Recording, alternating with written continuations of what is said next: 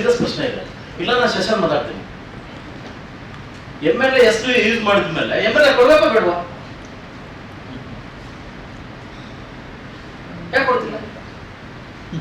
8 ಗಂಟೆ 9 ಗಂಟೆವರೆಗೆ ಎಲ್ಲ ಇವಾಗ ಆಫೀಸ್ ಓಪನ್ ಮಾಡ್ಕೊಂಡು ಕಲೆಕ್ಷನ್ ಮಾಡಕ್ ನಡೆಯುತ್ತೀರಿ, ನಮ್ಮ ಹೆಸರು ಜೋನ್ ನಡೆಯುತ್ತೀರಿ, ಬಟ್ ನಮ್ಗೆ ಕೊಡಲ್ಲ.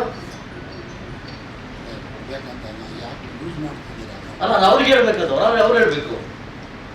ಟಾಪ್ ಟು ಬಾಟಮ್ ಇಂದ ಎಲ್ಲ CO ಇಂದ ಹಿಡಿದು ನಿಮ್ಮ ಹೆಸರಿಂದ ಎಲ್ಲ ಇದು ಮಾಡ್ತಾರಲ್ವಾ, ಈ ಎಲ್ಲೋ ಹೋಗ್ತಾ ಇದೆಯಾ? ಅರ್ಥ ಆಗ್ತಾ ಇಲ್ಲ.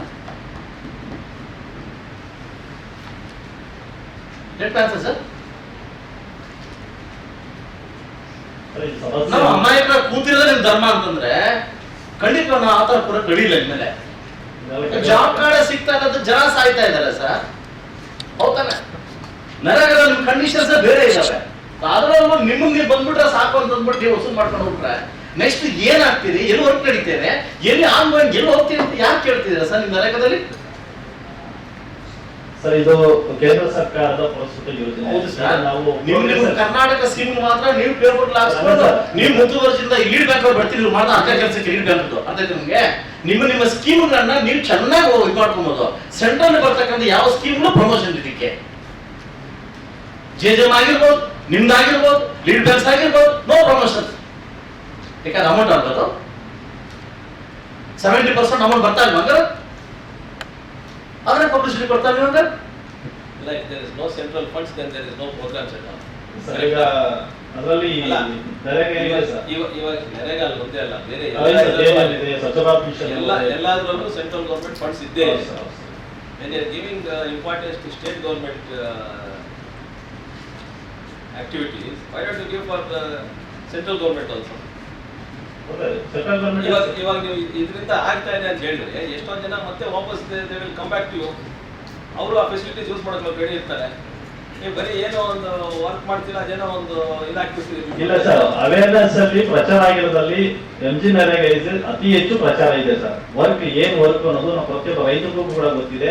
ನರೇಗಾದಲ್ಲಿ ಸತ್ತು ಏಪ್ರಿಲ್ ಬರೋದು ನಡೆದಿದೆಯಲ್ಲೋ, ಜಾಬ್ ಕಾರ್ಡ್ ಫಿಲ್ ಆಗಿದೆಯಲ್ಲೋ, ಏನ್ ನಡೆದಿದೆ ಇಲ್ಲ ಸರ್, ಈಗ ನಿಮಗೆ ಬೇಕಾಗಿಲ್ಲ. ಈಗ ಹಂಗೆ ಸೋಷಿಯಲ್ ಆಡಿಟ್ ಇದೆ, ಆತರ ಮಾಡಕ್ ಬರೋದಿಲ್ಲ ಸರ್. ವರ್ಕ್ ಆಗ್ಲೇಬೇಕು ಸರ್. ಈಗ ವರ್ಕ್ ಆಗಿಲ್ಲ ಅಂತಂದ್ರೆ GPS ಮಾಡಕ್ ಆಗೋದಿಲ್ಲ. ಅಲ್ಲಿ ನಾವು ನರೇಗಾದ ವರ್ಕ್ ಮಾನಿಟರ್ ಮಾಡಲಿಕ್ಕೆ ಕಂಪ್ಲೇಂಟ್ಸ್ ಅಂದ್ರೆ ಇದು ನರೇಗಾ ಅನ್ನೋದೇ ಸೊಸೈಟಿ ಅವನೇದ್ರಲ್ಲಿ ಕೋಟಿಗಟ್ಟಲೆ ಜಾಬ್ ಕಾರ್ಡ್ ಕ್ರಿಯೇಟ್ ಆಗ್ತದೆ. ಅಲ್ಲ ಸರ್, ಇವೊಂದು DBT ಆಗುತ್ತಲ್ಲ ಸರ್, ಡೈರೆಕ್ಟ್ ಜಾಬ್ ಕಾರ್ಡ್ಗೆ ಹೋಗುತ್ತೆ. ಡೈರೆಕ್ಟ್ ಜಾಬ್ ಕಾರ್ಡ್ಗೆ ಹೋಗುತ್ತೆ. ಆಮೇಲೆ ಈಗ ಈ ಪ್ರಸ್ತುತವಾಗಿ ಗ್ರಾಮೀಣ ಪ್ರದೇಶದಲ್ಲಿ ನರೇಗಾಕ್ಕೆ ಯಾವ್ದು ಫಂಡ್ ಬರ್ತಾ ಇಲ್ಲ ಸರ್.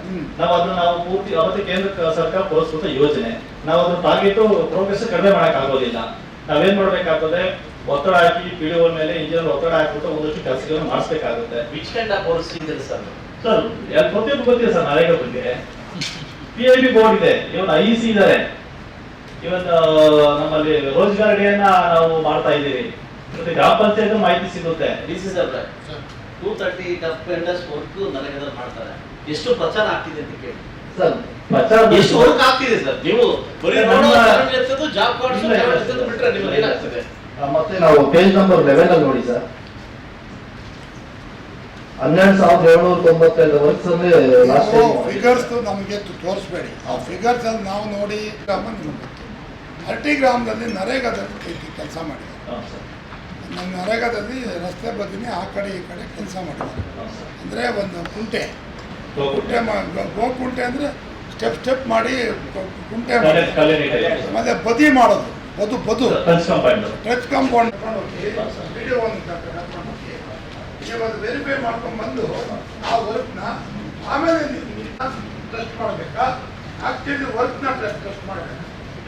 ಪೇಪರ್ ಎಲ್ಲ ಒಂದು ಎಸ್ ಸರ್, ನಾವು ಇದ್ರ ಮೇಲೆ ನಾವು ಇವರಿಗೆ ನಮ್ಮ AD ಮತ್ತೆ ADPC ಕಳಿಸಿದ್ರೆ ಸರ್.